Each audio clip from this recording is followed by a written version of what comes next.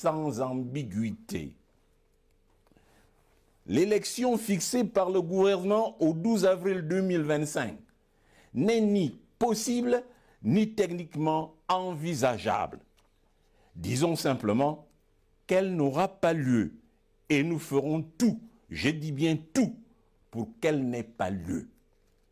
Au regard de la situation économique et financière désastreuse de notre pays, dont la note vient encore, le 24 janvier dernier, d'être dégradée par l'agence de notation internationale Fitch Ratings, de CC+ à CCC. La seule élection à prendre en compte est celle du 26 août 2023, qui a bien eu un vainqueur.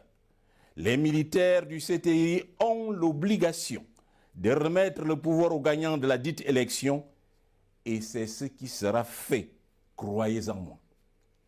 Si d'aventure une autre élection présidentielle devait intervenir, elle procéderait d'un accord politique entre les forces en présence, ayant à leur tête respectivement M. Albert Ondoussa, le président élu, et M. Brice Clotaire Oligingema, le chef putschiste. Toute faute de quoi, rien n'est possible. Les gesticulations des putschistes, de leurs mentors et soutiens malveillants sont nulles et de nul effet. Concernant ensuite ce qui va réellement se passer dans les prochaines semaines, je suis formel et je le dis avec assurance. Les militaires seront ramenés dans les casernes sous peu. Qu'ils se tiennent prêts, en cas de résistance, à être déposés selon les cas à deux endroits. Soit à la CPI, pour cause de violation de la loi internationale, de torture, de sévices et d'assassinat, soit à la prison centrale de Libreville pour crimes économiques et financiers. Je rappelle, dans les deux cas, qu'il s'agit d'un procès pénal où il n'existe pas de prescription. Qu'ils y pensent. Les membres du CTRI ont encore le temps de s'amender. Dans les semaines à venir, interviendra l'investiture officielle du président élu le 26 août 2023. À cette occasion, des orientations claires seront données en vue de l'élaboration d'une loi de finances rectificative pour l'exercice budgétaire 2025.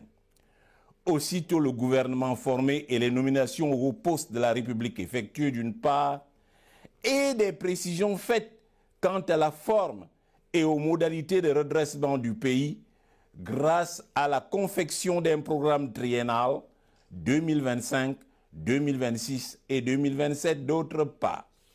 La Constitution de 1991 sera simplement réhabilitée et reconduite. Une assemblée consensuelle provisoire de 60 membres, incluant la diaspora gabonaise, sera instituée. Elle aura pour objet de voter une loi électorale consensuelle en vue des élections législatives et locales. La dépense prévue à cet effet sera inscrite dans la loi de finances rectificative 2025 approuvée par l'Assemblée provisoire consensuelle. Il en sera de même pour le paiement des rappels et le renflouement des caisses de sécurité sociale, CNS et NAMGS. Entre-temps, les prescriptions sont les suivantes. Premièrement, se concentrer et laisser les kounabélistes faire ce qu'ils affectionnent le mieux. Le folklore de mauvais goût, autrement dit, danser, s'amuser, distraire et dépraver notre jeunesse dans l'alcool, la drogue et en fin de compte, la violence verbale, l'insulte et la violence physique.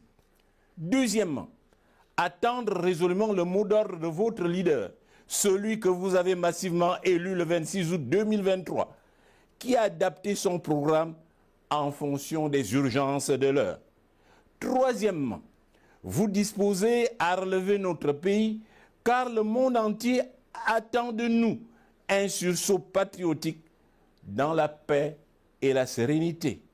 Nous devons nous préparer à nous mettre résolument au travail pour soulager la misère de notre peuple, laver toutes les blessures, toutes les souillures et toutes les humiliations de notre peuple et de notre cher pays, le Gabon. Les bailleurs de fonds sont là, prêts et disposés à nous accompagner pour mettre notre pays sur les rails et amorcer le développement. Les institutions de Bretton Woods, la Banque mondiale et le Fonds monétaire international sont elles aussi prêtes à réouvrir les vannes dès l'avènement d'un nouveau pouvoir. Les grandes entreprises étrangères, les vraies, non véreuses, ne sont pas en reste. Elles sont en attente, prêtes à nous aider à infrastructurer notre pays. C'est pas ces dernières et grâce à elles que nous allons promouvoir les PME gabonaises, relancer notre économie par l'investissement et résorber le chômage qui frappe notre pays. En moins d'un an, il est possible, dans une telle configuration, de faire tomber le taux de chômage des jeunes de 50% à 20%. Nous n'aurons pas besoin de faire le tour du monde, de nous pavaner dans des voyages inutiles et infructueux aux frais du contribuable. Très précisément, les mesures immédiates à prendre d'ordre politique, économique et social sont les suivantes. Premièrement, sur le plan politique, la formation d'un gouvernement serré de 25 membres au maximum, composé d'hommes et de femmes compétents et crédibles, ayant tous des mains propres. La mise sur pied d'une assemblée constituante consensuelle de 60 membres, intégrant les membres de la diaspora, dont le rôle essentiel sera, ainsi que précisé plus haut d'une part, de voter une loi de finances rectificative pour l'année 2025 et une loi de programmation triennale, et d'autre part, de procéder à un redécoupage électoral et de voter une loi électorale consensuelle en vue des prochaines élections législatives et locales. Deuxièmement, sur le plan social, le paiement des pensions et autres dus aux retraités, le paiement des bourses aux étudiants aussi bien à l'extérieur qu'à l'intérieur, le renflouement des caisses des organismes de sécurité sociale, la CNSS et la NAMGS. Sur le plan économique, la réduction importante des coûts de production en s'attaquant prioritairement dans un délai de 3 mois à la baisse des coûts de l'énergie. Électricité de 122,96 francs CFA le kilowattheure à 80 francs CFA le kilowattheure.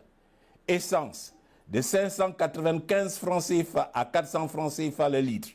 Gazoil de 575 francs CFA à 300 francs le litre. Pétrole lampant kérosène de 450 francs CFA à 100 francs le litre.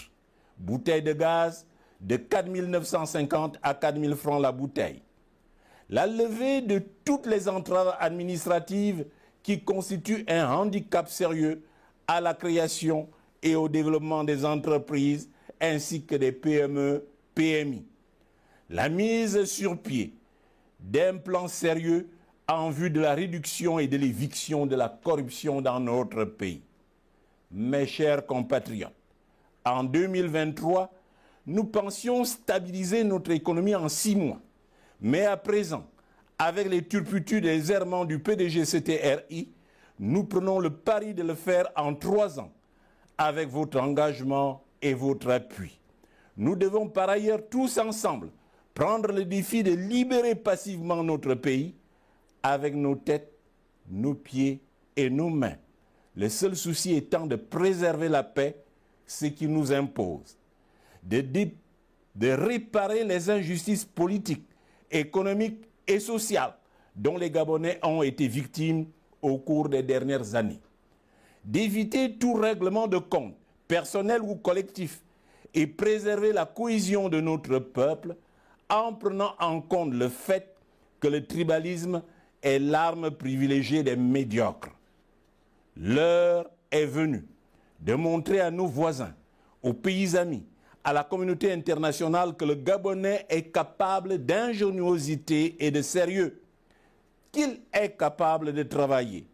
Pour ce faire, il nous faut être disciplinés et attendre tranquillement les directives de notre leader. Plus de divertissement. Levons-nous comme un seul homme pour sauver notre pays du chaos, le choix est aujourd'hui irrémédiablement plus clair. Ou le redressement certain avec A2O, ou le chaos assuré avec Brice Clotaire, Oligui Nguema et ses zélés du PDG CTRI. Hasta la victoria siempre. Que Dieu bénisse le Gabon. Je vous remercie.